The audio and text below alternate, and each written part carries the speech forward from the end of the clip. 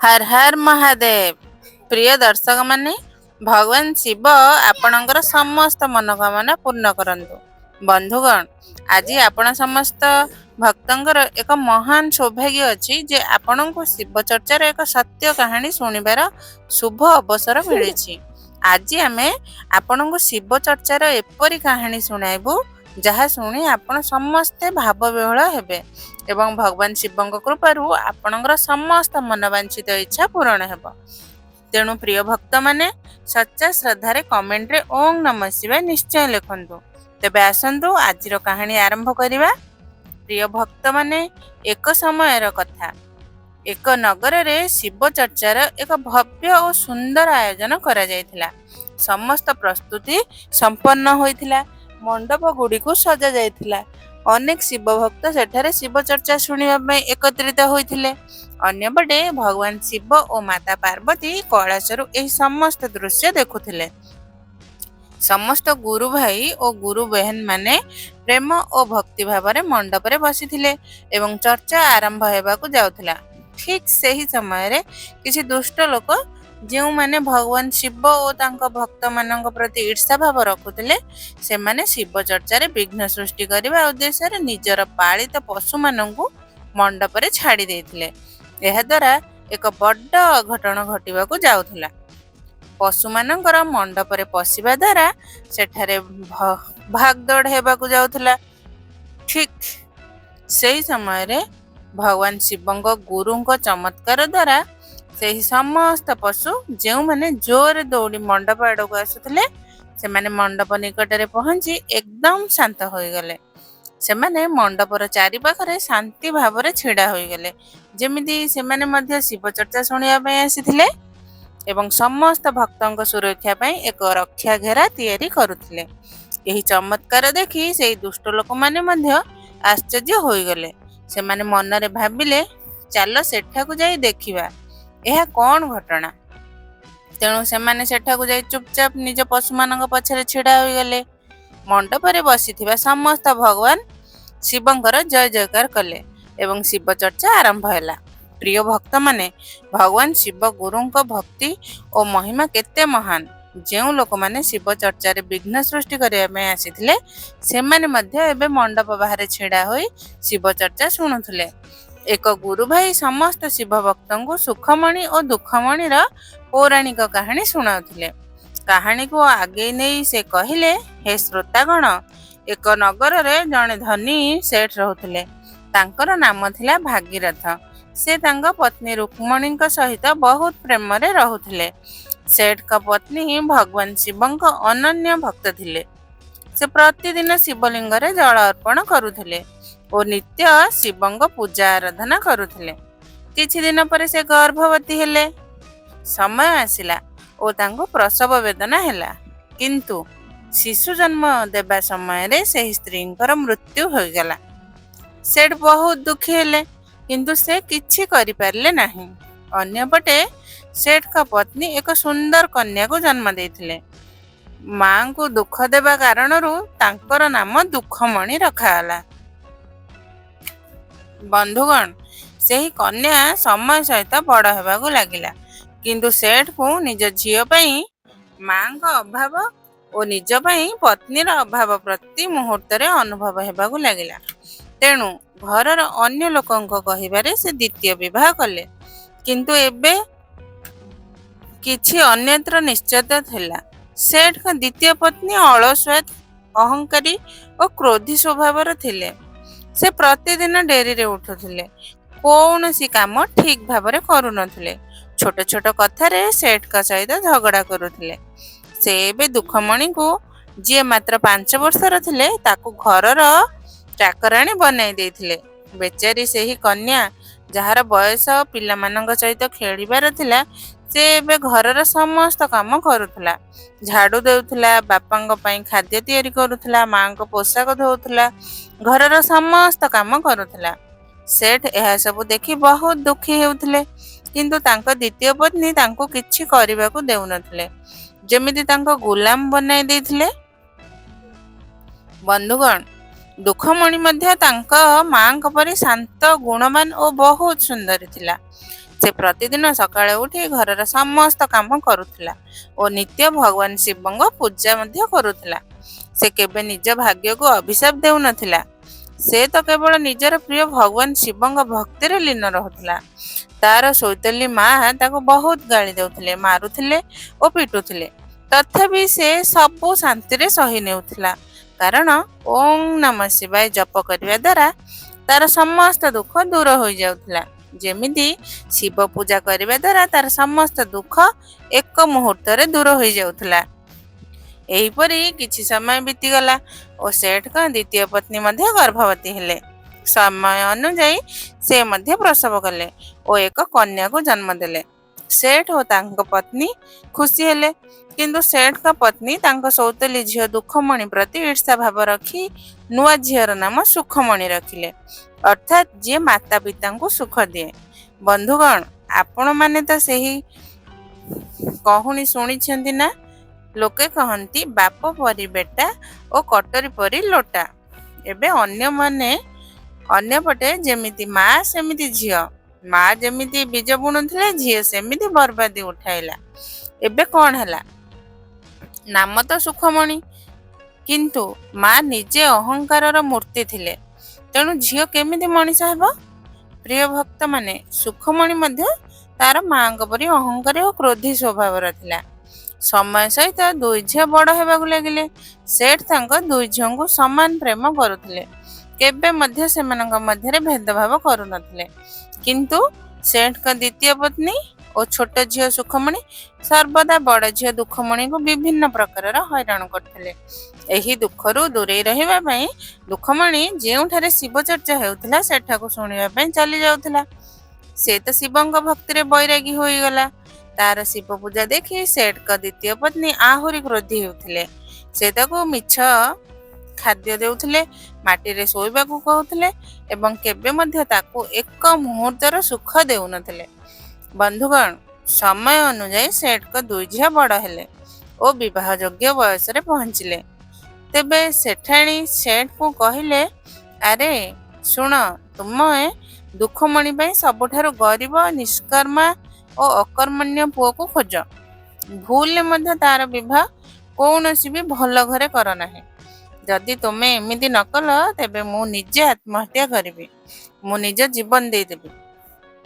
ପତ୍ନୀଙ୍କ ଏପରି କଥା ଶୁଣି ସେଠ ମଜବୁର ହୋଇ ନିଜର ପ୍ରିୟ ଝିଅ ଦୁଃଖମଣିର ବିବାହ ପାଇଁ ଗାଁର ଏକ ଗରିବ କୃଷକ ଘରେ କରିଦେଲେ। ତାର ସ୍ୱାମୀ ଏକ ଗୋଡ଼ରୁ ଅପଙ୍ଗା ଥିଲେ, ଯାହାକୁ କାରଣେ ସେ କୌଣସି କାମ କରିପାରୁନଥିଲେ। ଅନ୍ୟପଟେ କିଛି ସମୟ ପରେ ସେଠାଣୀଙ୍କ କହିବା ଅନୁଯାୟୀ ସେଠ ତାଙ୍କ ଦ୍ୱିତୀୟ ଝିଅ ସୁଖମଣିର ବିବାହ ସେହି ଗାଁର ସବୁଠାରୁ ବଡ଼ ସେଠଙ୍କ ପୁଅ ସହିତ କରିଦେଲେ। ସୁଖମଣିର ଘରେ କୌଣସି ଜିନିଷର ଅଭାବ ନଥିଲା, ଯେମିତି ସେ କୌଣସି ରାଜାଙ୍କ ରାଜକୁମାରୀର ପତ୍ନୀ ହୋଇଗଲା। ବିବାହ ପରେ ସେଠ ଦୁଇ ଝିଅଙ୍କୁ ନିଜ ନିଜ ଶ୍ୱଶୁର ଘରକୁ ବିଦା କରିଦେଲେ। ଦୁଃଖମଣିର ସ୍ୱାମୀ ବହୁତ ଗରିବ ଥିଲେ ଓ ଅପଙ୍ଗା ହେବା କାରଣରୁ କୌଣସି କାମ କରିପାରୁନଥିଲେ। ଘରର ସମସ୍ତ ଦାୟିତ୍ୱ ଦୁଃଖମଣିର କାନ୍ଧରେ ଆସିଲା। ତାକୁ ଅନ୍ୟମାନଙ୍କ ଘରେ ଘରେ ଯାଇ କାମ କରିବାକୁ ପଡ଼ିଲା ଏବଂ ଯେଉଁ ଟଙ୍କା ମିଳୁଥିଲା ତା ଦ୍ୱାରା ସେ ଘରର ଖର୍ଚ୍ଚ ଚଳାଉଥିଲା। ଏହିପରି ଗରିବୀରେ ତାର ଜୀବନ ଚାଲୁଥିଲା। କିନ୍ତୁ ଏତେ ଦୁଃଖର ପାହାଡ଼ ପାର କରିବା ପରେ ମଧ୍ୟ ସେ ଶିବ ଚର୍ଚ୍ଚା ଓ ଆରାଧନା କରିବା ଭୁଲି ନଥିଲା। ସେ ନିଃସ୍ୱାର୍ଥ ଭାବରେ ଶିବଙ୍କର ପୂଜା କରୁଥିଲା। ସମୟ ବିତିବା ସହିତ ଦୁଇ ଭଉଣୀଙ୍କର ଦୁଇଟି ଲେଖାଏଁ ସନ୍ତାନ ହେଲେ। ଏକ ଦିନ ସୁଖମଣି ତାର ସୌତଲି ଭଉଣୀ ଦୁଃଖମଣିର ଘରକୁ ଆସିଲା ଓ କହିଲା, ହେ ଭଉଣୀ, ଦେଖ, ତୁ ଅନ୍ୟମାନଙ୍କ ଘରେ ଝାଡୁ ପୋଛା କାମ କରୁଛୁ, ଯାହାଦ୍ୱାରା ତୋର ଘରର ଗୁଜୁରାଣ କୌଣସି ମତେ ଚାଲୁଛି। ମତେ ଲାଗୁଛି ଏହାଠାରୁ ଭଲ ହେବ ଯଦି ତୁ ମୋ ଘରକୁ ଆସି ଝାଡୁ ପୋଛା କରିବୁ। ମାନୁଛି ତୋ ଘର ଟିକେ ଦୂର, କିନ୍ତୁ ତୁ ମୋ ଘରେ କାମ କଲେ ଅନ୍ୟମାନଙ୍କ ଘରେ କାମ କରିବାର ଆବଶ୍ୟକତା ହେବ ନାହିଁ। ମୁଁ ତୋତେ ଟଙ୍କା ଦେବି, ବାସି ଖାଦ୍ୟ ଦେବି, ମୋ ପିଲାମାନଙ୍କର ଓ ମୋର ପୁରୁଣା ପୋଷାକ ମଧ୍ୟ ଦେବି। ଯଦି କିଛି ଆବଶ୍ୟକତା ପଡ଼େ ତେବେ ମୁଁ ସାହାଯ୍ୟ ମଧ୍ୟ କରିବି। ବନ୍ଧୁଗଣ, ଦୁଃଖମଣି ଜାଣୁଥିଲା ଯେ ତାର ଭଉଣୀର ସ୍ୱଭାବ କିପରି ଓ ତା ପ୍ରତି ତାର ବ୍ୟବହାର ଆଦୌ ଭଲ ନଥିଲା। କିନ୍ତୁ ବେଚାରୀ ଦୁଃଖମଣି କ'ଣ କରିବ? ତାର ତ ସବୁ ପ୍ରକାର ମଜବୁରି ଥିଲା। ସେ ଭାବିଲା, ବୋଧହୁଏ ମାଙ୍କ ଠାରୁ ଦୂରେଇ ରହିବା କାରଣରୁ ତାର ସ୍ୱଭାବ ବଦଳି ଗଲା। ତେଣୁ ତାର ଭଉଣୀର ଚିକ୍କଣ କଥା ଶୁଣି ସେ ହଁ କହିଦେଲା। ପରଦିନ ଠାରୁ ଦୁଃଖମଣି ସୁଖମଣିର ଘରେ କାମ କରିବାକୁ ଯାଉଥିଲା। କିନ୍ତୁ ସୁଖମଣି ତାଠାରୁ ବହୁତ କାମ କରାଉଥିଲା। ଯେପର୍ଯ୍ୟନ୍ତ ସେ ଥକି ନଯାଏ, କାମ ଶେଷ ହେବା ପରେ ଫେରିବା ସମୟରେ ସେ ତାକୁ ବାସି, ଝୁଠା କିମ୍ବା ରାତିରେ ବଳକା ଖାଦ୍ୟ ନେଇଯିବାକୁ ଦଉଥିଲା। ବେଚାରୀ ଦୁଃଖମଣି ସେଇ ଖାଦ୍ୟ ନେଇ ତାର ପିଲାମାନଙ୍କୁ, ସ୍ୱାମୀଙ୍କୁ ଓ ନିଜେ କିଛି ବଳକା ଥିଲେ ଖାଇ ନେଉଥିଲା, ନଚେତ୍ ପାଣି ପିଇ ଶୋଇପଡୁଥିଲା। ଏକ ଦିନ ସୁଖମଣି ନିଜ ଘରେ ଶିବ ଚର୍ଚ୍ଚାର ଆୟୋଜନ କଲା। ଭବ୍ୟ ପୂଜାର ଆୟୋଜନ ହେଲା। ଗୁରୁ ଭାଇ ଓ ଗୁରୁ ବହେନ ମାନେ ତା ଘରେ ପହଞ୍ଚିଲେ। ତା ଘରେ ଭଲ ଭଲ ପକୱାନ ଓ ମିଠେଇ ତିଆରି ହେଲା। ଭଗବାନଙ୍କ ମୂର୍ତ୍ତି ଓ ଶିବଲିଙ୍ଗ ପୂଜା ଆରାଧନା ଆରମ୍ଭ ହେଲା। ସମସ୍ତେ ଶିବ ଚର୍ଚ୍ଚା କରିବାକୁ ଲାଗିଲେ। ଚାରିଆଡୁ ଶିବଙ୍କ ଜୟ ଜୟକାର ହେବାକୁ ଲାଗିଲା। ସେହି ସମୟରେ ଦୁଃଖମଣି ତାର ଭଉଣୀ ଘରେ କାମ ପାଇଁ ଯାଉଥିଲା। ତାର ପିଲାମାନେ କହିଲେ, ମା, ମୁଁ ଭଲ ଖାଦ୍ୟ ଖାଇବାକୁ ଚାହୁଁଛି, ମିଠାଇ ମଧ୍ୟ ଚାହେଁ। ମା, ତୁମେ ଆଣିବ କି? ଦୁଃଖମଣି କହିଲା, ବେଟା, ମୁଁ କ'ଣ କରିବି, କେଉଁଠୁ ଆଣିବି? ମୋତେ ବହୁତ ଦୁଃଖ ଲାଗୁଛି ଯେ ତୁମର ଇଚ୍ଛା ପୂରଣ ହେଉନାହିଁ। ତୁମର ବାପା ମଧ୍ୟ କିଛି କାମ କରିପାରୁନାହାନ୍ତି। ତାର ପିଲା କହିଲା, ମା, ମାଉସୀ ଘରେ ଆଜି ଶିବ ଚର୍ଚ୍ଚା ହେଉଛି। ମୁଁ ଗାଁର ମହିଳାମାନଙ୍କ ଠାରୁ ଶୁଣିଛି ଯେ ମାଉସୀଙ୍କ ଘରେ ଆଜି ଶିବ ଚର୍ଚ୍ଚାରେ ବହୁତ ଲୋକ ଆସିବେ ଆଉ ବହୁତ ମିଠାଇ ମଧ୍ୟ ବଣ୍ଟା ହେବ। ଦୁଃଖମଣି କହିଲା, ହଁ ବେଟା, ମୁଁ ମଧ୍ୟ ଶୁଣିଛି, କିନ୍ତୁ ମୁଁ ପ୍ରତିଦିନ ଯାଉଛି। କିନ୍ତୁ ଆଜି ତୁମର ମାଉସୀ ମୋତେ ଡାକି ନାହାନ୍ତି। ତାର ପିଲାମାନଙ୍କର ମନମରା ଚେହେରା ଦେଖି ଦୁଃଖମଣି କହିଲା, ଠିକ ଅଛି, ଡାକି ନାହାନ୍ତି ତ କ'ଣ ହେଲା, ମୁଁ ନିଶ୍ଚୟ ଯିବି ଓ ତୁମ ପାଇଁ କିଛି ଆଣିବି। ସେଠାରେ ପହଞ୍ଚି ସୁଖମଣି ଦୁଃଖମଣିକୁ ଦେଖି ମୁହଁ ବିଗାଡ଼ି ଦେଲା। ଏହା ଦେଖି ଦୁଃଖମଣି ଦୁଃଖୀ ହେଲା। କିନ୍ତୁ ବେଚାରୀ କ'ଣ କରିବ, ସେ ବହୁତ ଆଶା ନେଇ ଆସିଥିଲା। ସେ ତାର ଭଉଣୀକୁ କହିଲା, ହେ ଭଉଣୀ, ଆଜି ତୁମ ଘରେ ଶିବ ଚର୍ଚ୍ଚାର ଆୟୋଜନ ହୋଇଛି। ମୋତେ ଲାଗୁଛି ତୁମେ ମୋତେ କହିବା ଭୁଲି ଯାଇଥିବ। ତୀବ୍ର ଓ କଟୁ ଶବ୍ଦରେ ସୁଖମଣି କହିଲା, ଆରେ, ମୁଁ ତୋତେ ଡାକି ନଥିଲି, ତୁ କାହିଁକି ମୁହଁ ଉଠେଇ ଚାଲି ଆସିଲୁ?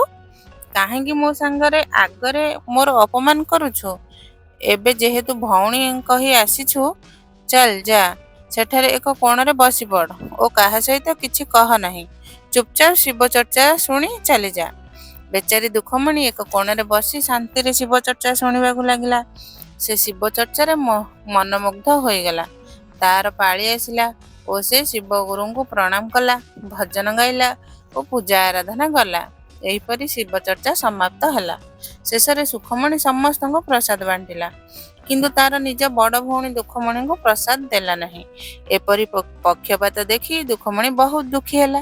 ତାର ଭଉଣୀର ଏହି ବ୍ୟବହାର ଦେଖି ସେ କହିଲା, ହେ ଭଉଣୀ, ଆଜି ତୁମ ଘରେ ଶିବ ଚର୍ଚ୍ଚା ହେଉଛି। ଆଜି ତ ମୋତେ ପ୍ରସାଦ ଦିଅ। ଆଜି ତୁମେ ମୋତେ ତାଜା ଖାଦ୍ୟ ଦିଅ। ମୋ ଛୋଟ ଛୋଟ ପିଲାମାନଙ୍କ ପାଇଁ ଦିଅ। ମୁଁ ନିଜ ପାଇଁ ମାଗୁନାହିଁ। ସେମାନେ ବହୁତ ଆଶାରେ ବସିଛନ୍ତି ଯେ ସେମାନଙ୍କ ମା ମାଉସୀ ଘରୁ ଖାଦ୍ୟ ଆଣିବ। ସୁଖମଣି କ୍ରୋଧିତ ହୋଇ କହିଲା, ଆରେ ଭିକାରିଣୀ, ଉଠ, ଯା ଏଠୁ, ଚାଲିଯା। ତତେ ମୋ ଘରେ କ'ଣ ଆସିବାକୁ ଦେଇଛି? ତୁ ତ ମୋ ଉପରେ ରବ ଦେଖାଉଛୁ। ଆଜି ତତେ କିଛି ମିଳିବ ନାହିଁ। ଚାଲ, ଉଠ, ନିଜ ଘରକୁ ଯାଅ। ଯଦି ଖାଦ୍ୟ ଏତେ ପ୍ରିୟ, ତେବେ କାଲି ସକାଳେ ମୁଁ ଯାହା ଆବର୍ଜନାରେ ଫୋପାଡ଼ିବି ତାହା ନେଇ ତୋ ଛୋଟ ଛୋଟ ପିଲାଙ୍କୁ ଖୁଆ। ଏହା କହି ସେ ତାକୁ ଅନେକ ଭଲ ମନ୍ଦ କହିଲା ଓ ଘରୁ ଧକ୍କା ମାରି ବାହାର କରିଦେଲା। ବେଚାରୀ ଗରିବ ଦୁଃଖମଣି କାନ୍ଦି କାନ୍ଦି ଚୁପଚାପ ନିଜ ଘରକୁ ଫେରି ଆସିଲା। ତାକୁ କାନ୍ଦୁଥିବାର ଦେଖି ତାର ପିଲାମାନେ କହିଲେ, ମା, କ'ଣ ହେଲା? କ'ଣ କଥା କ'ଣ? ତୁମେ ତ ମାଉସୀ ଘରକୁ ଖାଦ୍ୟ ଆଣିବାକୁ ଯାଇଥିଲ, ତେବେ କାହିଁକି କାନ୍ଦୁଛ? ଦୁଃଖମଣି କହିଲା, ବେଟା, ତୁମର ମାଉସୀ ଖାଦ୍ୟ ତ ଦେଲେ ନାହିଁ, ବରଂ ପ୍ରସାଦ ମଧ୍ୟ ଦେଲେ ନାହିଁ। ଏତିକି କହି ସେ କହିଲା, ଆରେ ପିଲାମାନେ, ମାଉସୀ ନଦେଲେ ତ କ'ଣ ହେଲା? ତୁମେ ତୁମ ଘରେ ରହୁଛ, ତୁମର ମା କେଉଁଠାରୁ କିଛି ଆଣିବ। ଏତିକି କହି ସେ ଘରୁ ବାହାରିଗଲା।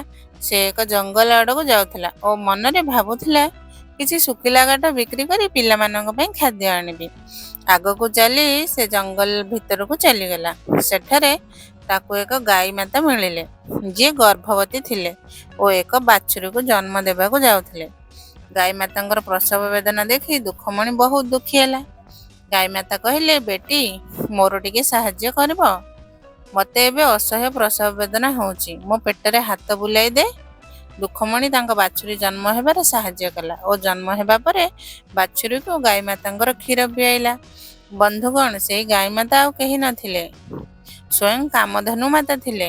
ତାଙ୍କ ବାଛୁରୀକୁ ସୁରକ୍ଷିତ ଦେଖି ଗାଈ ମାତା ବହୁତ ଖୁସି ହେଲେ ଓ ଦୁଃଖମଣିଙ୍କୁ କହିଲେ, ବେଟି, ମୁଁ ତତେ ଏକ ପାତ୍ର ଦେଉଛି। ଏହାଦ୍ୱାରା ତୁ ପ୍ରତିଦିନ ଖାଦ୍ୟ ତିଆରି କରିବୁ, କିନ୍ତୁ ଏହାର ବ୍ୟବହାର ତୁ ଘରେ ପହଞ୍ଚି କରିବୁ। ଦୁଃଖମଣି ସେଇ ପାତ୍ର ନେଇ ଆଗକୁ ବଢିଲା। ଆଗକୁ ଚାଲି ତାକୁ ଏକ ନାଗିନ ମିଳିଲା। ତାଙ୍କ ଶରୀରରେ କେଞ୍ଚୁଳି ଥିଲା, ଯାହା ସେ ଚାହିଁଲେ ମଧ୍ୟ ବାହାର କରି ପାରୁନଥିଲେ। ସେ ବହୁତ ଚେଷ୍ଟା କରୁଥିଲେ, କିନ୍ତୁ ତାଙ୍କୁ ଠିକ ଦେଖାଯାଉ ନଥିଲା।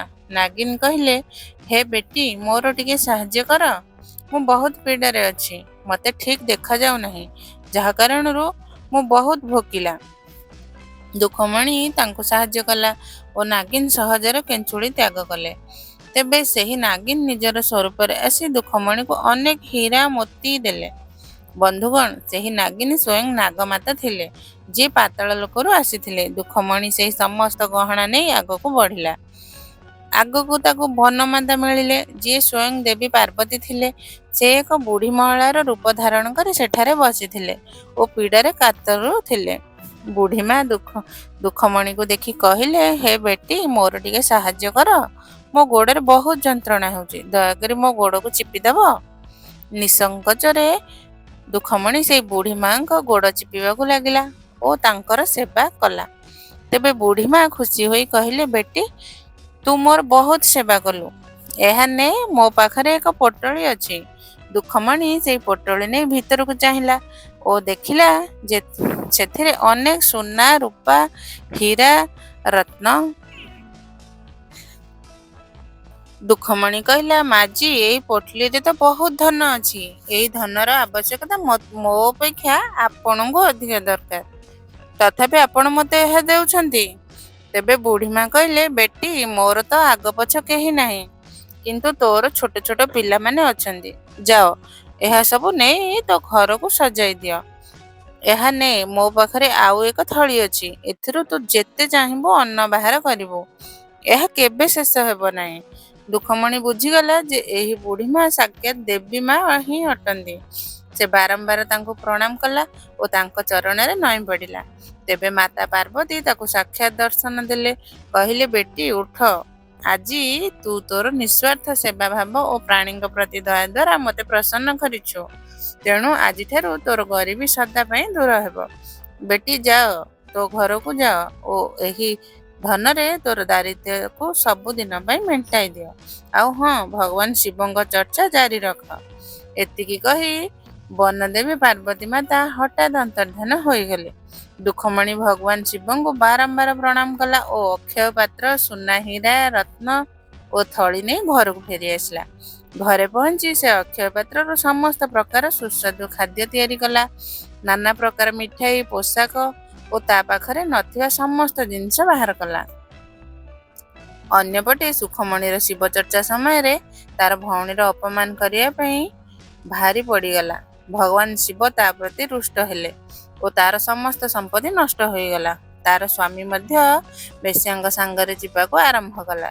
ଧୀରେ ଧୀରେ ସେ ମଧ୍ୟ ଗରିବୀ ଓ ଦାରିଦ୍ର୍ୟର ଭାଗୀ ହେଲା। ଏକ ଦିନ ସୁଖମଣି ମନରେ ଭାବୁଥିଲା, ଅନେକ ଦିନ ହେଲା ମୋ ଭଉଣୀ ଦୁଃଖମଣି ମଧ୍ୟ ମୋ ଘରକୁ କାମ ପାଇଁ ଆସୁନାହିଁ। ଜାଣିନାହିଁ ତାର କ'ଣ ହାଲ। ମୁଁ ଦେଖେ ସେ କାହା ଘରେ କାମ କରୁଛି। ଏତିକି ଭାବି ସେ ଦୁଃଖମଣିର ଘରକୁ ଚାଲିଗଲା। ସେହିଦିନ ଦୁଃଖମଣି ନିଜ ଘରେ ଶିବଚର୍ଚ୍ଚାର ଆୟୋଜନ କରିଥିଲା ଓ ତାର ଭଉଣୀକୁ ନିମନ୍ତ୍ରଣ ଦେବା ପାଇଁ ତା ଘରକୁ ଯାଉଥିଲା। ରାସ୍ତାରେ ହିଁ ଦୁଇ ଭଉଣୀଙ୍କର ଭେଟ ହେଲା। ସୁଖମଣି ଦୁଃଖମଣିର ବସ୍ତ୍ର, ଶାଢ଼ୀ ଓ ନାନା ପ୍ରକାର ଅଳଙ୍କାର ଦେଖି ଆଶ୍ଚର୍ଯ୍ୟ ହୋଇଗଲା। ଦୁଃଖମଣି କହିଲା, ଚାଲ ଭଉଣୀ, ଭଲ ହେଲା ତୁ ମୋତେ ରାସ୍ତାରେ ହିଁ ଭେଟିଗଲୁ। ମୁଁ ତୋତେ ମୋ ଘରେ ଶିବଚର୍ଚ୍ଚାର ନିମନ୍ତ୍ରଣ ଦେବାକୁ ଯାଉଥିଲି। ଦୁଇ ଭଉଣୀ ଚାଲି ଦୁଃଖମଣିର ଘରକୁ ଆସିଲେ। ଦୁଃଖମଣିର ମହଲ ପରି ଘର ଦେଖି ସୁଖମଣିର ମୁହଁ ଖୋଲା ହିଁ ରହିଗଲା। ସେ ପଚାରିଲା, ଆରେ ଭଉଣୀ, ତୁ କୌଣସି ରାଜା ଘରେ ଚୋରି କି ଡକାୟତି କରିନାହୁଁ ତ? କାଲି ପର୍ଯ୍ୟନ୍ତ ତୋ ଘରେ ଖାଇବା ପାଇଁ ଅନ୍ନର ଏକ ଦାନା ମଧ୍ୟ ନଥିଲା। ଆଜି ଏତେ ଧନ କେଉଁଠୁ ଆସିଲା? ତୋ ସ୍ୱାମୀ କୁଆଡ଼େ ଡକାୟତି କରିନାହିଁ ତ? ଦୁଃଖମଣି କହିଲା, ଆରେ ଭଉଣୀ, ଆମେ କୁଆଡ଼େ ଡକାୟତି କି ଚୋରି କରିନାହୁଁ। ଏହା ମୋ କର୍ମର ଫଳ ଓ ଭଗବାନ ଶିବ ଓ ମାତା ପାର୍ବତୀଙ୍କ କୃପାରୁ ମିଳିଛି। ତାଙ୍କୁ ଧନ୍ୟବାଦ ଦେବା ପାଇଁ ଆଜି ମୁଁ ଶିବ ଚର୍ଚ୍ଚାର ଆୟୋଜନ କରିଛି। ଏହା କହି ସେ ନିଜ ସହିତ ଘଟିଥିବା ସମସ୍ତ ଘଟଣା ସୁଖମଣିକୁ କହିଲା। ସୁଖମଣି ଭାବିଲା, ମୁଁ ମଧ୍ୟ ଏମିତି କଲେ ମୋ ଭାଗ୍ୟ ଖୋଲିଯିବ। ସେ ଦୁଃଖମଣିକୁ କହିଲା, ଆରେ ଭଉଣୀ ଚାଲ, ମୁଁ ମଧ୍ୟ ବନ ଆଡ଼କୁ ଯାଉଛି, ତୁ ତ ଶିବ ଚର୍ଚ୍ଚା ଜାରି ରଖ। କିନ୍ତୁ ଦୁଃଖମଣି କହିଲା, ଆରେ ଭଉଣୀ ସୁଖମଣି ଶୁଣ, ଶିବ ଚର୍ଚ୍ଚାରୁ ଅଧା ଅଧୁରା ଛାଡ଼ି କିମ୍ବା ନ ଶୁଣି ଯିବା ଅଶୁଭ। ତୁ ନିଶ୍ଚୟ ବନକୁ ଯା, କିନ୍ତୁ ଶିବ ଚର୍ଚ୍ଚା ଶୁଣି ପ୍ରସାଦ ନେଇ ଯା। କିନ୍ତୁ ସୁଖମଣି ତାର ଏକ କଥା ମଧ୍ୟ ଶୁଣିଲା ନାହିଁ, ଆଉ ସେଠାରୁ ଚାଲିଗଲା। ଅନ୍ୟପଟେ ଦୁଃଖମଣିର ଘରେ ଶିବ ଚର୍ଚ୍ଚା ଆରମ୍ଭ ହେଲା। ସମସ୍ତ ଗୁରୁ ଭାଇ ଓ ଗୁରୁ ବହେନ ମାନେ ଚର୍ଚ୍ଚା ଶୁଣିବାକୁ ଲାଗିଲେ। ସମସ୍ତେ ଧ୍ୟାନମଗ୍ନ ହେଲେ। ଭଗବାନ ଶିବଙ୍କ କୃପାରୁ ଦୁଃଖମଣିର ସ୍ୱାମୀ ଯିଏ ଅପାଙ୍ଗ ଥିଲେ, ସେ ମଧ୍ୟ ସୁସ୍ଥ ହୋଇଗଲେ। ସୁଖମଣି ଯିଏ ଏକ ଗରିବ ସ୍ତ୍ରୀର ବେଶ ଧାରଣ କରି ବନକୁ ପ୍ରବେଶ କଲା। ଆଗକୁ ଚାଲି ତାକୁ ଏକ ଆହତ ସିଂହୀ ମିଳିଲା। ସେ ପାଖକୁ ଗଲା, କିନ୍ତୁ ସିଂହୀ ତା ଉପରେ ଗର୍ଜନ କଲା। ତାର ସାହାଯ୍ୟ ନ କରି ସୁଖମଣି ଭୟରେ ସେଠାରୁ ପଳାଇଗଲା। ଆଗକୁ ଚାଲି ତାକୁ ସେହି ନାଗିନ ମିଳିଲେ। ସୁଖମଣିକୁ ଦେଖି ନାଗିନ ଫୁସଫୁସ କରିବାକୁ ଲାଗିଲା। ସେ ତାଠାରୁ ମଧ୍ୟ ଭୟ ପାଇ ପଳାଇଗଲା। ଆଗକୁ ଚାଲି ସେ ଜଙ୍ଗଲର ଆହୁରି ଗଭୀରକୁ ଚାଲିଗଲା। ସେଠାରେ ତାକୁ ସେଇ ବୁଢ଼ୀମା ମିଳିଲେ। ସେ ତାଙ୍କ ପାଖକୁ ଯାଇ ତାଙ୍କ ଗୋଡ଼ ଧରି କହିଲା, ମାଜି, ଆପଣ ମୋତେ ଧନ ଦେବେ? ଏହା ବଦଳରେ ମୁଁ ଆପଣଙ୍କର ସମସ୍ତ ସେବା କରିବି। ବୁଢ଼ୀମା କ୍ରୋଧରେ କହିଲେ, ଆରେ ଚାଲିଯା, ମୋ ନଜରରୁ ଦୂରେଇ ଯା। ତୋ ପରି ସ୍ୱାର୍ଥୀ ସ୍ତ୍ରୀ ମୋ ଗୋଡ଼ ଧରି ପାରିବ ନାହିଁ। ଏହା ଭଗବାନ ଶିବଙ୍କ ପବିତ୍ର ବନ। ଯେଉଁ ସ୍ତ୍ରୀ ଶିବ ଚର୍ଚ୍ଚାରୁ ଅଧା ଅଧୁରା ଛାଡ଼ିଦିଏ, ସେ ମୋ ପାଖକୁ ଆସିପାରିବ ନାହିଁ। ଏତିକି କହି ବୁଢ଼ୀମା ସୁଖମଣିକୁ ଦଣ୍ଡାରେ ପିଟିଲେ। ଭୟରେ ସୁଖମଣି ସେଠାରୁ ପଳାଇ ନିଜ ଘରକୁ ଚାଲିଗଲା। ଘରେ ପହଞ୍ଚି ସେ ଦେଖିଲା ଯେ ତାର ଘରେ ଯାହା କିଛି ଥିଲା ସବୁ ନଷ୍ଟ ହୋଇଗଲା। ଧନ ଦୌଲତ ସବୁ ମାଟିରେ ମିଶିଗଲା। ଏବେ ସେ ପୁରା ଗରିବ ହୋଇଗଲା। ନିରାଶ ହୋଇ ସେ ତା ଭଉଣୀ ଦୁଃଖମଣିର ଘରକୁ ଚାଲିଗଲା। ସେତେବେଳେ ଦୁଃଖମଣି ଶିବଲିଙ୍ଗର ପୂଜା କରୁଥିଲା। କ୍ରୋଧ ଓ ପ୍ରତିଶୋଧର ଭାବନା ନେଇ ସୁଖମଣି କହିଲା, ତୋର ଏହି ନାଟକ ବନ୍ଦ କର। ତୋ କାରଣରୁ ମୋ ଘରର ସବୁ ନଷ୍ଟ ହୋଇଗଲା। ମୁଁ ବର୍ବାଦ ହେଇଗଲି। କୁହ, ତୁ ମୋ ସହିତ କ'ଣ କଲୁ? କେଉଁ ଯାଦୁ ଟୋନା ମୋ ଘର ଉପରେ କଲୁ? ଆଜି ମୁଁ ତୋତେ ମାରିଦେବି।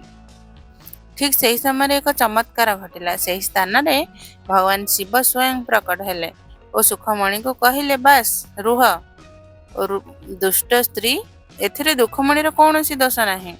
ତୁ ଏକ ଅହଙ୍କାରୀ ସ୍ତ୍ରୀ। ତୋ ପାଖରେ ସବୁ ଥାଇ ମଧ୍ୟ ତୁ ଗରିବ ବେଶ ଧାରଣ କରି ସ୍ୱାର୍ଥୀ ଭାବରେ ବନକୁ ଗଲୁ। ସେହି ବନରେ ବନଦେବୀ ପାର୍ବତୀ ଅଛନ୍ତି। ସେ ତୋର ସମସ୍ତ ଧନ ଐଶ୍ୱର୍ଯ୍ୟ ନଷ୍ଟ କରିଦେଇଛନ୍ତି। ତୁ ସର୍ବଦା ଧନର ଲୋଭ କରିଛୁ। ତୁ ମୋ ପ୍ରିୟ ଶିଷ୍ୟା ଓ ଭକ୍ତକୁ ବହୁତ ଦୁଃଖ ଦେଇଛୁ। ଏହା ତୋ ପାଖରେ ଶିବ ଚର୍ଚ୍ଚା ପାଇଁ ଆସିଥିଲା, କିନ୍ତୁ ତୁ ତାକୁ ପ୍ରସାଦ ଦେଲୁ ନାହିଁ, ବରଂ ତାର ଅପମାନ କଲୁ ଓ ମୋର ମଧ୍ୟ ଅପମାନ କରିବାକୁ ଚେଷ୍ଟା କଲୁ। ଆଜି ତୋ ସହିତ ଯାହା ହେଲା, ତାହା ତୋ ନିଜ କର୍ମର ଫଳ। ବନ୍ଧୁଗଣ, ଏବେ ସୁଖମଣି କାନ୍ଦି କାନ୍ଦି ଭଗବାନ ଶିବଙ୍କୁ ପ୍ରାର୍ଥନା କରିବାକୁ ଲାଗିଲା। ହେ ଭଗବାନ ଭୋଲେନାଥ, ହେ ଶିବଗୁରୁ, ଆଜିଠାରୁ ମୋ ଠାରୁ କୌଣସି ଭୁଲ ହେବ ନାହିଁ। ମୁଁ ଏବେଠାରୁ ଶିବ ଚର୍ଚ୍ଚା କହୁଥିବା ଓ ଶୁଣୁଥିବା ସମସ୍ତଙ୍କୁ ସମ୍ମାନ କରିବି। ଆଜିଠାରୁ ପ୍ରତିଦିନ ଶିବ ଚର୍ଚ୍ଚାର ପ୍ରଚାର କରିବି। ମୁଁ କାହା ସହିତ ଦ୍ୱେଷ କି ଈର୍ଷା ରଖିବି ନାହିଁ। ଦୟାକରି ମୋ ଧନ ଦୌଲତ ଫେରାଇ ଦିଅ। ମୁଁ ଆପଣଙ୍କୁ ବଚନ ଦେଉଛି ଯେ ଆଜିଠାରୁ ମୁଁ କେବଳ ଆପଣଙ୍କ ଭକ୍ତି କରିବି। ହେ ଭଗବାନ ଭୋଲେନାଥ, ଦୟାକରି ମୋ ଭୁଲକୁ କ୍ଷମା କରନ୍ତୁ। ତାର ଭଉଣୀକୁ କାନ୍ଦିଥିବା ଦେଖି ଦୁଃଖମଣି ମଧ୍ୟ ଭଗବାନ ଶିବଙ୍କୁ କହିଲା, ହେ ପ୍ରଭୁ, ଆପଣ ତ ମହାଦେବ, ଦୟାକରି ମୋ ଭଉଣୀକୁ ତାର ଭୁଲ ପାଇଁ କ୍ଷମା କରନ୍ତୁ। ଭଗବାନ ଶିବ କହିଲେ, ହେ ପୁତ୍ରୀ, ଯଦି ତୁ କହୁଛୁ ତେବେ ଠିକ୍ ଅଛି, ମୁଁ ତ ଭଉଣୀକୁ କ୍ଷମା କରୁଛି। ଏହା କହି ଭଗବାନ ଭୋଲେନାଥ ଦୁଃଖମଣିକୁ ଆଶୀର୍ବାଦ ଦେଇ ଅନ୍ତର୍ଦ୍ଧାନ ହେଲେ। ଏହିପରି ଦୁଃଖମଣିର ପ୍ରାର୍ଥନା କାରଣରୁ ସୁଖମଣିକୁ ତାର ହଜିଯାଇଥିବା ସମ୍ପତ୍ତି ଫେରି ମିଳିଲା। ଏବେ ସୁଖମଣିର ମନରେ ପରିବର୍ତ୍ତନ ଆସିଲା। ସେ ମଧ୍ୟ ତାର ଭଉଣୀ ପରି ଶିବଙ୍କ ପୂଜା ଆରାଧନା କରିବାକୁ ଲାଗିଲା। ଦୁଃଖମଣି ସହିତ ସ୍ନେହପୂର୍ଣ୍ଣ ବ୍ୟବହାର କରିବାକୁ ଲାଗିଲା। ଏହିପରି ଶିବ ଚର୍ଚ୍ଚା ସମାପ୍ତ ହେଲା। ଗୁରୁ ଭାଇ କହିଲେ, ହେ ପ୍ରିୟ ଶ୍ରୋତାଗଣ, ଏହିପରି ଭଗବାନଙ୍କ କୃପାରୁ ଦୁଇ ଭଉଣୀ ପ୍ରେମରେ ରହିବାକୁ ଲାଗିଲେ। ଏବେ ମୁଁ ଆପଣଙ୍କୁ ଆଗକୁ କାହାଣୀ ଶୁଣାଉଛି। ଗୁରୁ ଭାଇ କହିଲେ, ହେ ଶ୍ରୋତାଗଣ, ଏକ ସମୟର କଥା। ଭଗବାନ ଶିବ କୈଳାସରେ ଧ୍ୟାନମଗ୍ନ ହୋଇ ବସିଥିଲେ। ହଠାତ୍ ନାରଦ ମୁନି ସେଠାରେ ପହଞ୍ଚିଲେ ଓ କହିଲେ, ହେ ପ୍ରଭୁ, ଆଜି ମୁଁ ମୃତ୍ୟୁ ଲୋକରେ ଭ୍ରମଣ କରୁଥିବା ବେଳେ ଦେଖିଲି ଯେ ସବୁଆଡ଼େ ଶିବ ଚର୍ଚ୍ଚା ହେଉଛି। ଏହା ଦେଖି ମୋ ମନରେ ପ୍ରଶ୍ନ ଉଠିଲା ଯେ ଶିବ ଚର୍ଚ୍ଚାର ବିଷୟ କ'ଣ? ମୋତେ ଏହା ଜାଣିବାକୁ ପଡ଼ିବ ଯେ ଭକ୍ତମାନେ କାହିଁକି ଏହାକୁ ମନମୁଗ୍ଧ ହୋଇ ଶୁଣୁଛନ୍ତି। ମନରେ ହିଁ ବିଚାର କରି ମୁଁ ଭାବିଲି, ଚାଲ ଏହି ବିଷୟରେ ସ୍ୱୟଂ ଭଗବାନ ଶିବଙ୍କୁ ପଚାରିବି। ତେଣୁ ମୁଁ ଏଠାକୁ ଆସିଛି। ହେ ପ୍ରଭୁ, ଦୟାକରି ମୋ ମନର ଏହି ଦ୍ୱିଧା ଦୂର କରନ୍ତୁ। ବନ୍ଧୁଗଣ, ତେବେ ମନ୍ଦ ମନ୍ଦ ହସି ଭଗବାନ ଶିବ କହିଲେ, ହେ ଦେବର୍ଷି ନାରଦ, ଏହି ବିଚିତ୍ର ପ୍ରଶ୍ନର ଉତ୍ତର ତୁମେ କେବଳ ମୃତ୍ୟୁ ଲୋକରେ ହିଁ ପାଇବ। ତେଣୁ ତୁମେ ମୃତ୍ୟୁ ଲୋକକୁ ଏକ ମଣିଷର ବେଶ ଧାରଣ କରି ଯାଅ ଓ ଯେଉଁ ନବଜାତ ଶିଶୁ ମିଳିବ ତାର କାନରେ ଚୁପି ଚୁପି ଏହି ପ୍ରଶ୍ନ ପଚାରି ଦିଅ। ଭଗବାନ ଶିବଙ୍କୁ ପ୍ରଣାମ କରି ନାରଦଜୀ କହିଲେ, ଠିକ୍ ଅଛି ପ୍ରଭୁ, ଯଦି ଆପଣ କହୁଛନ୍ତି ତେବେ ମୁଁ ନିଶ୍ଚୟ କରିବି। ଏତିକି କହି ନାରଦ ମୁନି ଧରା ଲୋକକୁ ଆସିଲେ ଓ ଏକ ଯୁବ ସାଧୁର ବେଶ ଧାରଣ କଲେ। ସେହି ସମୟରେ ତାଙ୍କ ନଜର ଏକ ଅଣ୍ଡାରୁ ବାହାରୁଥିବା ତୋତାର ଛୁଆ ଉପରେ ପଡ଼ିଲା। ସେ ତା ପାଖକୁ ଯାଇ ତାର କାନରେ ପଚାରିଲେ, ହେ ତୋତା ବାଳକ, ଏହି ଧରା ଲୋକରେ ଶିବ ଚର୍ଚ୍ଚା କାହିଁକି ଏତେ ପ୍ରସିଦ୍ଧ, ଯାହାକୁ ସମସ୍ତେ ଶୁଣିବାକୁ ଚାହାନ୍ତି? ଏତିକି ଶୁଣିବା ମାତ୍ରେ ସେଇ ତୋତାର ନବଜାତ ଛୁଆ ନିଜ ଦେହ ତ୍ୟାଗ କଲା, ଅର୍ଥାତ୍ ତାର ମୃତ୍ୟୁ ହୋଇଗଲା। ଏହା ଦେଖି ନାରଦଜୀ ବହୁତ ଦୁଃଖୀ ହେଲେ। ଏହି ଆଶ୍ଚର୍ଯ୍ୟଜନକ ଘଟଣା ଦେଖି ସେ ସିଧା ଭଗବାନ ଶିବଙ୍କ ପାଖକୁ ଫେରି ଆସିଲେ ଓ ପଚାରିଲେ, ହେ ପ୍ରଭୁ, ଆପଣ ଯେମିତି କହିଥିଲେ ମୁଁ ଠିକ୍ ସେମିତି କରିଥିଲି, କିନ୍ତୁ ତୋତାର ଛୁଆ ମରିଗଲା। ଏବେ ମୁଁ ମୋର ପ୍ରଶ୍ନ ଉତ୍ତର କେମିତି ଜାଣିବି? ମନ୍ଦ ମନ୍ଦ ହସି ଭଗବାନ ଶିବ କହିଲେ, ହେ ନାରଦ, ତମେ ବୃଥା ଚିନ୍ତା କର ନାହିଁ। ତୁମେ ଏହି ପ୍ରଶ୍ନର ଉତ୍ତର ଧରା ଲୋକରେ ହିଁ ପାଇବ। ବନ୍ଧୁଗଣ, ଦେବର୍ଷି ନାରଦ ପୁନର୍ବାର ଧରା ଲୋକକୁ ଏକ ମଣିଷର ରୂପ ଧାରଣ କରି ଆସିଲେ। ଯେତେବେଳେ ସେ ଦେଖିଲେ ଯେ ଏକ ଗଧର ଛୁଆ ଜନ୍ମ ନେଇଛି, ସେ ତା ପାଖକୁ ଯାଇ ତାର କାନରେ କହିଲେ, ହେ ଗଧ, ଏଇ ଧରା ଲୋକରେ ଶିବ ଚର୍ଚ୍ଚା କାହିଁକି ହୁଏ ଓ ଭଗବାନ ଶିବ କାହିଁକି ଏତେ ପ୍ରିୟ? ଏତିକି ଶୁଣିବା ମାତ୍ରେ ସେଇ ଗଧର ଛୁଆ ମଧ୍ୟ ନିଜ ଦେହ ତ୍ୟାଗ କଲା, ତାର ମଧ୍ୟ ମୃତ୍ୟୁ ହୋଇଗଲା। ଏହା ଦେଖି ନାରଦ ମୁନି ଆହୁରି ଦୁଃଖୀ ହେଲେ। ନିରାଶ ହୋଇ ସେ ପୁନର୍ବାର ଭଗବାନ ଶିବଙ୍କ ପାଖକୁ ଗଲେ ଓ କହିଲେ, ହେ ପ୍ରଭୁ, ଆପଣ ଯେମିତି କହିଥିଲେ ମୁଁ ଠିକ୍ ସେମିତି କରିଥିଲି, କିନ୍ତୁ ଏବେ ମଧ୍ୟ ଗଧର ଛୁଆ ମରିଗଲା। ଏବେ ମୁଁ ମୋ ପ୍ରଶ୍ନ କେମିତି ଜାଣିବି? ଗଭୀର ସ୍ୱରରେ ଭଗବାନ ଶିବ କହିଲେ, ହେ ଦେବର୍ଷି ନାରଦ, ତମେ ଏହି ପ୍ରଶ୍ନର ଉତ୍ତର ଧରା ଲୋକରେ ହିଁ ଖୋଜ, ତମେ ନିଶ୍ଚୟ ପାଇବ। ନାରଦଜୀ ପୁନର୍ବାର ବହୁତ ଆଶା ଓ ବିଶ୍ୱାସ ନେଇ ଧରା ଲୋକକୁ ଆସିଲେ। ଏଥର ସେ ଏକ ଗାଈର ବାଛୁରୀ ଜନ୍ମ ନେଉଥିବାର ଦେଖିଲେ। ସେ ସେହି ନବଜାତ ବାଛୁରୀ ପାଖକୁ ଯାଇ କାନରେ ପଚାରିଲେ, ହେ ଗୋପୁତ୍ର, ତୁମେ ମୋତେ କୁହ ଯେ ଏହି ମୃତ୍ୟୁ ଲୋକରେ ଶିବ ଚର୍ଚ୍ଚାର ବିଷୟ କ'ଣ? ଶିବଜୀ କାହିଁକି ଏତେ ପ୍ରସିଦ୍ଧ, ତମେ ମୋତେ କହିପାରିବ କି? ଏବେ କ'ଣ ହେଲା? ସେହି ବାଛୁରୀର ଛୁଆ ମଧ୍ୟ ତୁରନ୍ତ ମରିଗଲା। ଏହା ଦେଖି ନାରଦ ମୁନି ଆହୁରି ଦୁଃଖୀ ହେଲେ। ସେ ମନରେ ଭାବିଲେ, ମୁଁ ଏମିତି କି ପ୍ରଶ୍ନ ପଚାରିଲି ଯାହାର ଉତ୍ତର କେହି ଜାଣିନାହାନ୍ତି। ପ୍ରଶ୍ନ ଶୁଣିବା ମାତ୍ରେ ତାର ମୃତ୍ୟୁ ହେଉଛି। ଏବେ ଯାହା ହେଉଛି ହେଉ, ମୁଁ ଏହି ପ୍ରଶ୍ନର ଉତ୍ତର ଭଗବାନ ଶିବଙ୍କ ମୁହଁରୁ ହିଁ ଶୁଣିବି, କାରଣ ମୋ କାରଣରୁ 3ଟି ନବଜାତ ଶିଶୁଙ୍କର ମୃତ୍ୟୁ ହେଲା। ମୁଁ ଏହି ମୃତ୍ୟୁର ପାପ ମୋ ମୁଣ୍ଡରେ ନେଇପାରିବି ନାହିଁ। ଏହି ବିଚାର କରି ନାରଦ ପୁନର୍ବାର ଭଗବାନ ଶିବଙ୍କ ପାଖକୁ ଆସିଲେ ଓ କହିଲେ, ହେ ପ୍ରଭୁ, ଏଥର ମଧ୍ୟ ଗାଈର ବାଛୁରୀ ମରିଗଲା। ଏବେ ମୋତେ ଗୋ ହତ୍ୟାର ପାପ ଲାଗିବ। ଦୟାକରି ମୋ ଶଙ୍କାର ନିରାସନ କରନ୍ତୁ ଓ ମୋତେ ଏହି ପ୍ରାଣୀଙ୍କ ହତ୍ୟାର ପାପରୁ ମୁକ୍ତି ଦିଅ। ମୁଁ ଏହି ପ୍ରଶ୍ନର ଉତ୍ତର କେବଳ ଆପଣଙ୍କ ମୁଖରୁ ହିଁ ଶୁଣିବାକୁ ଚାହୁଁଛି। ଯାହାଠାରୁ ମୁଁ ଏହି ପ୍ରଶ୍ନ ପଚାରୁଛି ତାର ମୃତ୍ୟୁ ହୋଇଯାଉଛି। ଭଗବାନ ଶିବ କହିଲେ, ହେ ନାରଦଜୀ, ଏଥର ତମେ ନିରାଶ ହେବ ନାହିଁ। ତୁମ ପ୍ରଶ୍ନର ଉତ୍ତର ତମେ ନିଶ୍ଚୟ ପାଇବ। ତମେ ପୁନର୍ବାର ଧରା ଲୋକକୁ ଯାଅ, ସେଠାରେ ତମେ ଉତ୍ତର ପାଇବ। ବନ୍ଧୁଗଣ, ନାରଦଜୀ ବହୁତ ଆଶା ଓ ବିଶ୍ୱାସ ନେଇ ଧରା ଲୋକରେ ପହଞ୍ଚିଲେ ଓ ନିଜର ବେଶ ବଦଳାଇଲେ। ଏଥର ସେ ଏକ ରାଜାଙ୍କ ଭବ୍ୟ ମହଲରେ ଏକ ଶିଶୁ ଜନ୍ମ ନେଉଥିବାର ଦେଖିଲେ। ସେହି ରାଜାଙ୍କ ଘରେ ଏକ ପୁତ୍ର ଜନ୍ମ ହୋଇଥିଲା। ରାଜାଙ୍କ ବିବାହର ଅନେକ ବର୍ଷ ପରେ ଓ ବହୁତ ମନ୍ନତ ମାଗିବା ପରେ ପ୍ରାୟ 10 ରୁ 12 ବର୍ଷ ପରେ ତାଙ୍କର ଏକ ପୁତ୍ର ଜନ୍ମ ହେଲା। ତେଣୁ ସେହି ରାଜମହଲରେ ବହୁତ ବଡ଼ ଉତ୍ସବ ପାଳନ ହେଉଥିଲା। ସେଠାରେ ଉପସ୍ଥିତ ସମସ୍ତେ ରାଜକୁମାରକୁ ଦେଖିବାକୁ ଉତ୍ସୁକ ଥିଲେ। ରାଜାଙ୍କ ଦ୍ୱାରା ପହରାଦାର ଛିଡ଼ା ହୋଇଥିଲେ। ନାରଦଜୀ ଏକ ସାଧୁର ବେଶ ଧାରଣ କରି ସେହି ଦ୍ୱାରରେ ପହଞ୍ଚିଲେ। ସେ ସିପାହୀମାନଙ୍କୁ ପଚାରିଲେ, ଏଠାରେ ଏତେ ଭିଡ଼ କାହିଁକି? ସିପାହୀମାନେ କହିଲେ, ଆରେ ମହାଶୟ, ଆପଣ ଜାଣିନାହାନ୍ତି? ଆମ ରାଜାଙ୍କ ଘରେ ଅନେକ ବର୍ଷ ପରେ ଏକ ପୁତ୍ର ଜନ୍ମ ହୋଇଛି। ତେଣୁ ସମସ୍ତେ ରାଜକୁମାରକୁ ଦେଖିବାକୁ ଏକତ୍ରିତ ହୋଇଛନ୍ତି। ସାଧୁରୂପୀ ନାରଦ ମୁନି କହିଲେ, ହେ ସିପାହୀ, ଏବେ ମୁଁ ମଧ୍ୟ ରାଜାଙ୍କ ପୁତ୍ରକୁ ଦେଖିବାକୁ ଚାହୁଁଛି। ସିପାହୀମାନେ କହିଲେ, ହେ ମହାଶୟ, ଆପଣଙ୍କୁ ଭିତରକୁ ଯିବାର ଅନୁମତି ନାହିଁ। ନାରଦ ମୁନି କହିଲେ, ଯେପର୍ଯ୍ୟନ୍ତ ମୁଁ ଏହି ପୁତ୍ରର ମୁଖ ନ ଦେଖିବି ସେ ପର୍ଯ୍ୟନ୍ତ ମୁଁ ଏଠାରୁ ଏକ ପାଦ ମଧ୍ୟ ହଟିବି ନାହିଁ। ଏହି ହଟ ଦେଖି ସିପାହୀମାନେ ମଜବୁର ହେଲେ ଓ ରାଜାଙ୍କୁ ଡାକିଲେ। ରାଜା ସେଠାରେ ପହଞ୍ଚିବା ପରେ ସାଧୁ କହିଲେ, ହେ ରାଜନ, ମୁଁ ଆପଣଙ୍କ ପୁତ୍ରକୁ ଦେଖିବାକୁ ଓ ତାକୁ ଆଶୀର୍ବାଦ ଦେବାକୁ ଚାହୁଁଛି। ସାଧୁଙ୍କ ତେଜସ୍ୱୀ ରୂପ ଦେଖି ରାଜା ତାଙ୍କ କଥା ମାନିନେଲେ ଓ ତାଙ୍କୁ ସାଙ୍ଗରେ ରାଜକୁମାର କକ୍ଷକୁ ନେଇଗଲେ। ସାଧୁ ମହାତ୍ମା କହିଲେ, ହେ ରାଜନ, ମୁଁ ଏହି ବାଲକ ସହିତ ଏକାନ୍ତରେ କିଛି କଥାବାର୍ତ୍ତା କରିବାକୁ ଚାହୁଁଛି। ଏହା ଶୁଣି ରାଜା ଆଶ୍ଚର୍ଯ୍ୟ ହେଲେ ଓ କହିଲେ, ହେ ମୁନିବର, ଆପଣ ଏକଥା କ'ଣ କହୁଛନ୍ତି? ଏହି ନବଜାତ ଶିଶୁ ସହିତ ଆପଣଙ୍କୁ କ'ଣ କଥା କରିବାର ଅଛି? ତାର ବୟସ ମାତ୍ର 2 ଘଣ୍ଟା। ସେ ଆପଣଙ୍କ ସହିତ କେମିତି କଥା ହେବ? ମୁନିବର କହିଲେ, ହେ ରାଜନ, ମୁଁ ଏହି ବାଳକର ଖୋଜ କରି ଏଠାକୁ ଆସିଛି। ଏହା ପଛରେ ବିଧାତାଙ୍କର ଗୂଢ଼ ରହସ୍ୟ ଅଛି। ମୁଁ ବହୁତ ସମୟରୁ ଏହି ବାଳକର ଅପେକ୍ଷା କରୁଥିଲି। ରାଜା କିଛି ସମୟ ବିଚାର କରି ହଁ କହିଲେ ଓ କହିଲେ, ହେ ମୁନିବର, ଯଦି ଏହା ଈଶ୍ୱରଙ୍କ ଦେନ ତେବେ କିଛି ଅଛି। ଠିକ୍ ଅଛି, ଆପଣ ଏହି ବାଳକ ସହିତ ଏକାନ୍ତରେ ସନ୍ନାଦ କରିପାରନ୍ତି। ଏତିକି କହି ରାଜା ସମେତ ଅନ୍ୟ ସମସ୍ତେ ସେହି ସ୍ଥାନରୁ ବାହାରକୁ ଚାଲିଗଲେ ଓ କକ୍ଷର ଦ୍ୱାର ବନ୍ଦ କରିଦେଲେ। ଏବେ ନାରଦ ମୁନି ନିଜର ଅଶ୍ଳୀ ରୂପରେ ଆସିଲେ ଓ ସେହି ବାଳକ ପାଖକୁ ଯାଇ ତାର କାନରେ ପଚାରିଲେ, ହେ ବାଳକ, ଏହି ମୃତ୍ୟୁଲୋକରେ ଶିବଚର୍ଚ୍ଚା କାହିଁକି ଏତେ ପ୍ରସିଦ୍ଧ? ଭଗବାନଙ୍କ ମହିମା କାହିଁକି ଏତେ ମହାନ? ତେବେ ସେହି ବାଳକ ହଠାତ୍ ଉଠି ବସିଲା ଓ କହିଲା, ହେ ମୁନିବର, ଆପଣ ଏହି ପ୍ରଶ୍ନ ମୋତେ ସେତେବେଳେ ମଧ୍ୟ ପଚାରିଥିଲେ ଯେତେବେଳେ ମୁଁ ଏକ ତୋତାର ରୂପରେ ଜନ୍ମ ନେଇଥିଲି। କେବଳ ଶିବଚର୍ଚ୍ଚା ଶବ୍ଦ ଶୁଣି ମୋତେ ସେହି ଜନ୍ମରୁ ମୁକ୍ତି ମିଳିଲା।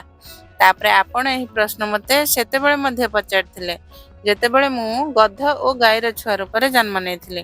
ତାର କାରଣରୁ ମୋତେ ପଶୁ ଜନ୍ମରୁ ମୁକ୍ତି ମିଳିଗଲା। 3ଟି ଜନ୍ମରୁ ମୋତେ ମୁକ୍ତି ମିଳିଲା। ଏହାର କାରଣ କେବଳ ଭଗବାନ ଶିବଙ୍କ ନାମ ଥିଲା, ଯାହା ଆପଣ ମୋ କାନରେ କହିଥିଲେ। ଏବେ ଯାଇ ମୋତେ ମଣିଷ ଜନ୍ମ ମିଳିଛି। ଏବେ ମୁଁ ସାରା ଜୀବନ ଭଗବାନ ଶିବଙ୍କ ପୂଜା ଆରାଧନା କରିବି। ଏହା ଶୁଣି ନାରଦ ମୁନିଙ୍କର ରୋମ ଖଡ଼ା ହେଲା ଓ ତାଙ୍କ ପ୍ରଶ୍ନର ଉତ୍ତର ଏବେ ମିଳିଗଲା। ସେ ହର ହର ମହାଦେବ ଜପ କରି ସେହି ସ୍ଥାନରୁ ଅନ୍ତର୍ଦ୍ଧାନ ହୋଇଗଲେ। ତେବେ ପ୍ରିୟ ଦର୍ଶକମାନେ, ସେହି ଗୁରୁ ଭାଇ ତାଙ୍କ କାହାଣୀକୁ ପୂର୍ଣ୍ଣ ବିଶ୍ରାମ କରିଦେଲେ। କାହାଣୀର ସମାପ୍ତି ପରେ ସେଠାରେ ଉପସ୍ଥିତ ସମସ୍ତେ ଭଗବାନ ଶିବଙ୍କର ଜୟ ଜୟକାର କଲେ। ଯେଉଁ ଦୁଷ୍ଟ ଲୋକମାନେ ମଣ୍ଡପ ବାହାରେ ଛିଡ଼ା ହୋଇ ଶିବଚର୍ଚ୍ଚା ଶୁଣୁଥିଲେ, ବନ୍ଧୁଗଣ, ଗୁରୁ ଭାଇଙ୍କ କାହାଣୀ ସମାପ୍ତ ହେବା ପରେ ମଣ୍ଡପରେ ଉପସ୍ଥିତ ସମସ୍ତେ ହର ହର ମହାଦେବ ଜପ କରି ଭଗବାନ ଶିବଙ୍କର ଜୟ ଜୟକାର କଲେ। ସେହି ମଣ୍ଡପରେ ସେହି ସମୟରେ ବାହାରେ ଛିଡ଼ା ହୋଇଥିବା କେତେକ ଦୁଷ୍ଟ ଲୋକ ଯେଉଁମାନେ ଶିବଚର୍ଚ୍ଚାକୁ ଗୁପ୍ତରେ ଶୁଣୁଥିଲେ, ସେମାନେ ମଧ୍ୟ ଏହି କାହାଣୀରେ ନିମଗ୍ନ ହୋଇଗଲେ। ସେମାନଙ୍କ ମନରେ ଏକ ଅଜଣା ପରିବର୍ତ୍ତନ ଆସିଲା। ସେମାନେ ନିଜ ନିଜ ପାପ ଓ ଦୁଷ୍କର୍ମ ପାଇଁ ଲଜ୍ଜାବୋଧ କଲେ ଓ ଭଗବାନ ଶିବଙ୍କ ଚରଣରେ ନିଜକୁ ସମର୍ପଣ କରିବାକୁ ମନସ୍ଥ କଲେ।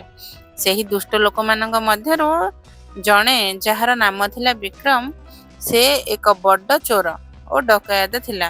ସେ ଅନେକ ବର୍ଷ ଧରି ଗାଁ ଗାଁରେ ଚୋରି ଓ ଲୁଟପାଟ କରି ନିଜର ଜୀବନ ଜଳାଉଥିଲା। କିନ୍ତୁ ଶିବଚର୍ଚ୍ଚାର ମହିମା ଓ ଦୁଃଖମଣି ଓ ସୁଖମଣିର କାହାଣୀ ଶୁଣି ତାର ମନରେ ଏକ ନୂଆ ଚେତନା ଜାଗିଲା। ସେ ମଣ୍ଡପ ଭିତରେ ପଶି ଗୁରୁ ଭାଇଙ୍କ ପାଖକୁ ଗଲା ଓ ତାଙ୍କୁ ପ୍ରଣାମ କରି କହିଲା, ହେ ଗୁରୁଦେବ, ମୁଁ ଜଣେ ପାପୀ। ମୋର ଜୀବନ ପାପ ଓ ଅନ୍ୟାୟରେ ଭରା। ମୁଁ ଅନେକ ଲୋକଙ୍କୁ କଷ୍ଟ ଦେଇଛି, କିନ୍ତୁ ଆଜି ଶିବଚର୍ଚ୍ଚା ଶୁଣି ମୋ ମନ ପରିବର୍ତ୍ତନ ହୋଇଛି।